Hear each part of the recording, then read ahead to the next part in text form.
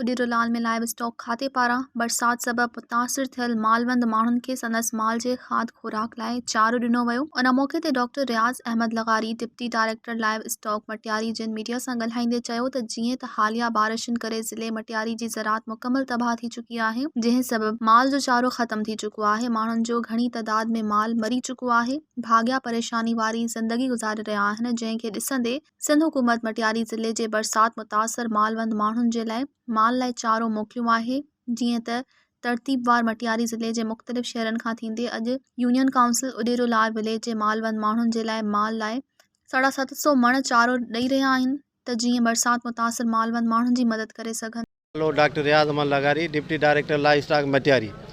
असां हिन खां पहिरियां उडेरोलाल स्टेशन में असां तक़रीबन 250 जेके बेनिफिशरीज़ आहिनि, 277 जेके बेनिफिशरीज़ आहिनि, उन्हनि में असां हीअ जेको रोड ग्रास आहे ऐं वीट स्ट्रा आहे, बोह ऐं रोड ग्रास, इहे ॿई असां विराए चुका आहियूं। उनखां पोइ असां हिन यूसी में आया आहियूं उडेरोलाल विलेज में। हिते बि इंशाल्लाह हिते जेके टोटल बेनिफिशरीज़ आहिनि उहे बि लॻभॻि 200 जे क़रीब आहिनि। ऐं हिकिड़े जेके जानवर खे असां 5 किलो ॾियूं पिया, वॾे जानवर खे, ऐं 2 किलो नंढे जानवर खे।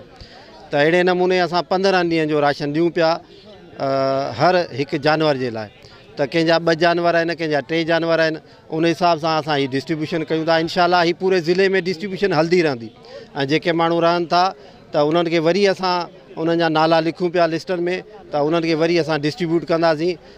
वीट स्टा बोह इहो तमामु घणो आहे। इंशाल्लाह असां जेके मोस्ट अफेक्टेड जेके एरिया आहिनि, जेके सैलाब में ॿुॾल इलाइक़ा आहिनि, जिन्हनि जा जानवर एक्सपायर थी विया आहिनि या उन्हनि जे लाइ गाह न आहे, उते असां उन्हनि खे हीअ जेको सो राशन ॾियूं पिया त जीअं हू पंहिंजी ज़िंदगी सुठे नमूने गुज़ारनि।